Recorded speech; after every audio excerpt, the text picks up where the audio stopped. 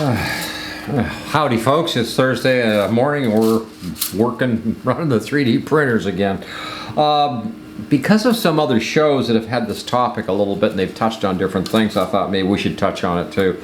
It's a really surrounds the idea of how to get started with 3D printing, but a lot of people are taking different avenues in order to get to the 3D printing business where they, sell the prints kind of thing.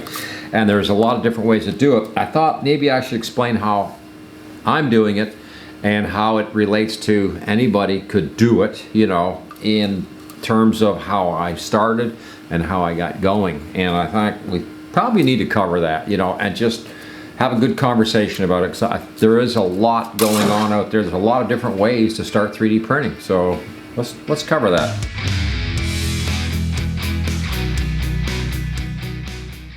So what got this topic today? First off, there was a fella talking this morning that I was talking to, and he had bought a 3D printer. He didn't want to learn CAD. He didn't want to learn much of anything other than just be able to plug it in and, use it or something.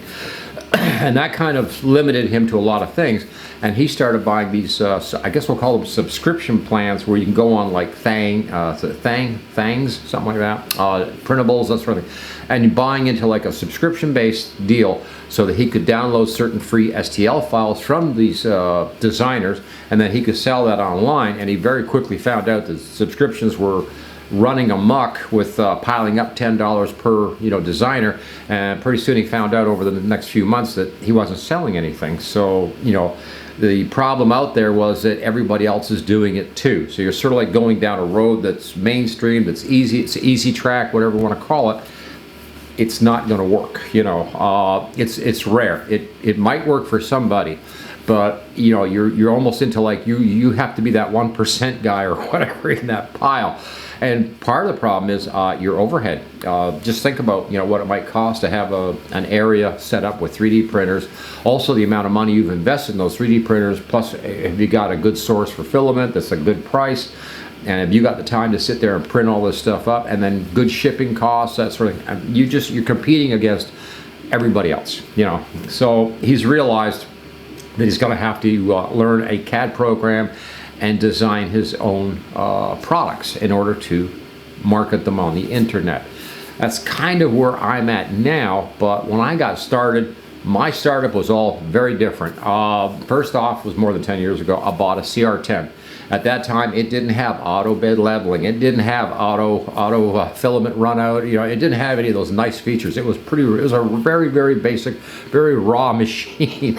And you had to sort of learn quite a bit about it to even get it up, get it going, and get a print off of it.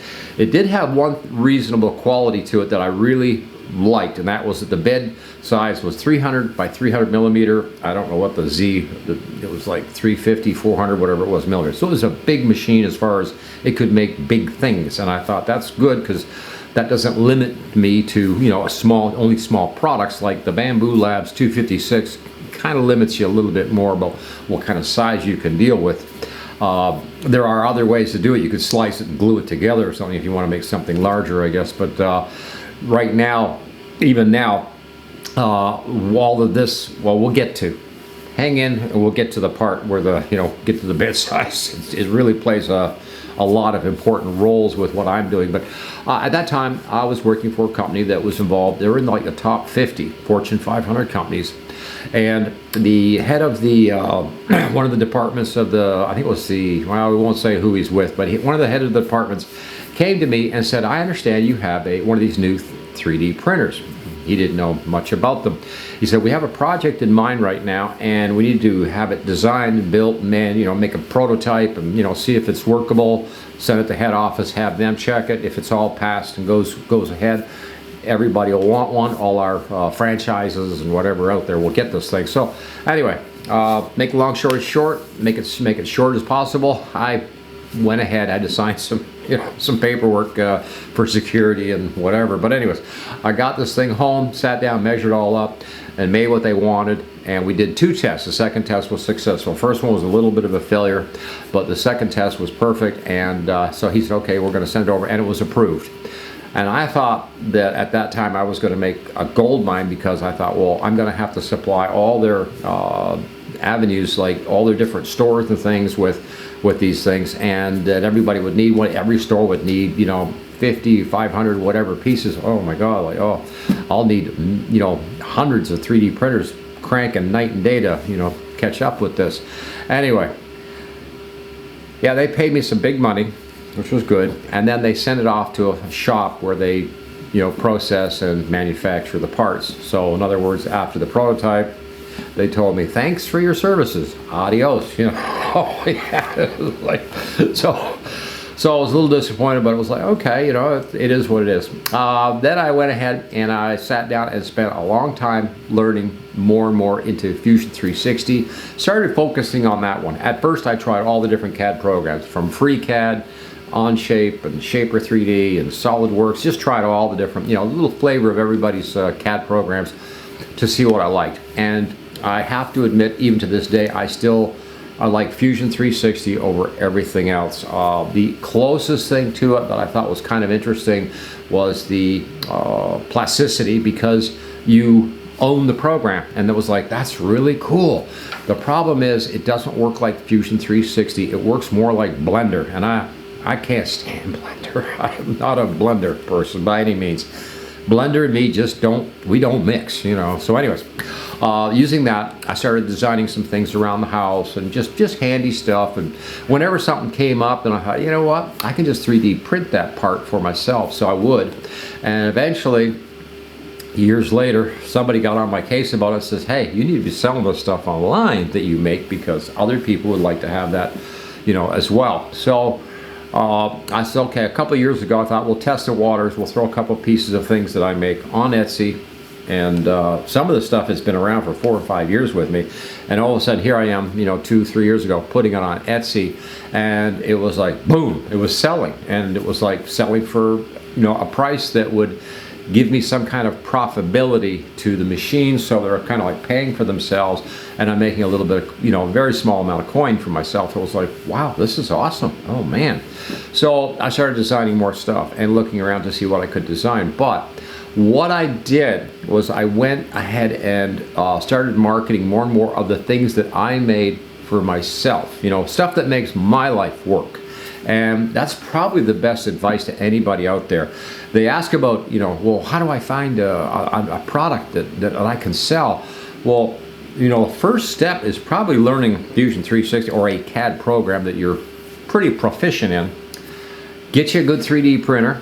I'm going to say Bamboo Lab, even though I've heard quite a few complaints that they're, oh, it's no good, this is no good, the service is no good, blah, blah, blah, blah, whatever. But you know what? At the end of the day, I still think Bamboo Labs has pretty much got, they got about the best going market right now. I don't really see anything better out there that's a plug and play kind of machine. There are other brand names out there that I like, but Bamboo Labs is pretty hot right now for a lot of 3D printing companies. They, you see these farms and you see rows and rows of, Bamboo Lab machines. You don't see that, with almost anything else. I did see one fella had King Room. They were just the small ones, but he had rows of them, and that's fine. What he was making, those do the job for what he needs. Cool, I don't have a Bamboo Lab machine in here. I have a clone from Two Trees called the SK1. I like it. It's just like owning the P1P without the price tag, and it's doing PLA and PETG for me. It's like, and that's all it needs to do. So it's fine. The other machines I have Cheaties. I have couple of Cheaties, and I have one oddball where we picked up at a yard sale. I have no, to this day, I think it might have been an early Tronxy or something. I don't know what it was. It was pre-CR10, I can tell you. It's pretty raw. And I also have some longer LK4 Pro and a longer LK5 Pro. We've got, I think it was 17 machines at one point here. But anyways, getting back to the big thing here. How do you figure out what you're going to sell? And I think if you have a 3D printer and you have the capacity to use CAD, the next step is to look at what you're making that makes your household work better, or what runs good in your household, or what maybe your friends come to you and say, hey, can you make this part for me because I need it for my car or something. That actually is a product you can sell once you've got it all figured out. And if it works on his car, then it's like, okay, now I can offer this. You know what? Start thinking in terms of, wait a minute, I could sell this online. Even if it's just a repair handle for a microwave or something. It's like, Whoa, there's other people with the same problem. I'll make parts and sell them for these microwaves or something. You know, there's all kinds of stuff. Let's face it, there is technically millions upon millions of products like that out there that people would probably like to buy the parts and repair their, you know, whatever it is, and, you know, and be able to continue using it. And that's the sort of area I thought I looked at. Now, there's fidget spinners, flexible dragons. There's all kinds of junk like that out, toys, you know, there's all kinds of stuff like that out there. If that's all you can do, then maybe take a good look, hard look at it and figure out what you can do to, you know, make your toy stand out or something, because that to me is a tougher market. You're going to have competition and like crazy. And the other problem with competition, and I've seen it over and over again on places like eBay, Etsy, you know, and even Amazon, you'll get a competitor and they will think, oh man, we can make that part, but we'll sell it for, you know, dollars less than you. What they don't realize is that they're losing money, and they begin after months sometimes. I see these companies sometimes, or these vendors, eventually, if you can wait long enough, they generally, I've seen a rule of thumb, they will go under. They'll go out of business because they have been losing money for months on something. And it might be something as silly as a bean counter finally walked in the door, or they finally sat down and did the paperwork and realized, you know what, I'm charging too little for these, and I'm not making, it's costing me to, you know, sell these things or something. Yeah, and I see that a lot, even in the 3D printing business.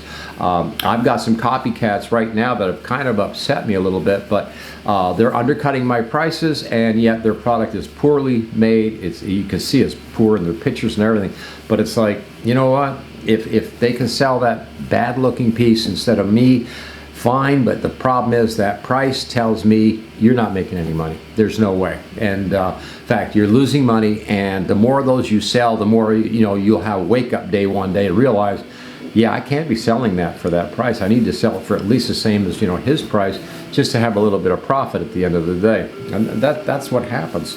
But this whole thing today was about the machines, the software, that sort of thing.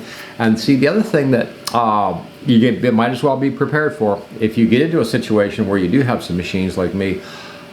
I just bought a machine that's going to be here maybe today, maybe, I don't know, we'll be reviewing it once it does get here. And the only reason it's a machine that is not a machine I want, it doesn't have the features that I like.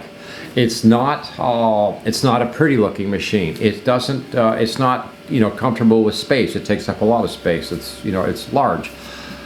It's a machine that I need for production. It's not not a machine that I want, but it's a machine that does the job for my needs for production, and that's why we're bringing it in here. Yeah, so we're investing into a machine that's like, it's only because of what it can do. It has a build volume, and everybody will know what it is, but it's 420 by 420 by 500. Yeah, that's huge. That build plate size, I'm getting by with some 300 by 300s right now, but that's kind of holding me back. So I started looking at 350, and it was really funny. 350 is not that much bigger. And when I started laying out my projects, it was like, yeah, it's still too small. So I realized, well, we're going to have to step up. And I went up to 400, and I started doing a 400 by 400 layout on a print for a print, and it was like, you know what? Even that 400, it's still, it's good now. It's where it needs to be. Now let's go to the market and see what we can find, you know. And I've been all over the internet looking at various 3D printers, and it's like there's only a few out there that sort of like, you know, fall in that size. Well, let's stop and just look at just line it up. It's like, you know, buy a 3D printer, learn CAD, and then start making things for friends and family that, you know, parts for whatever they need, and start looking at those. When you make those parts, start realizing, you know, maybe I should mass produce these and sell them to everybody else, because you know what, they might need them too. That is a good formula that's a winning formula, you know. This buy a printer and then just go and download STL files off of the internet to sell. I'm gonna be honest, I think it's a really bad idea, and a lot of people are starting to say, you know what, it was a bad idea and not a good thing. Too competitive, too much copycat, and then if you have to start buying subscriptions, you'll quickly find out that the guy selling the subscriptions is making the money and not you with the 3D printer. So I've said my piece. Comment in the description below what you think, you know. But this is where I think the industry could fail on a lot of people. It's kind of like, you know, you think you were going to be a great Hollywood actor, so you move to California to see what happens. You know, it's the 1%. You know, that's where you're heading, and that's what you're looking at. And don't do this. You know, just use your head. Think about some of the stuff for family and friends that you make, and start selling that stuff. Yeah, that would be the key.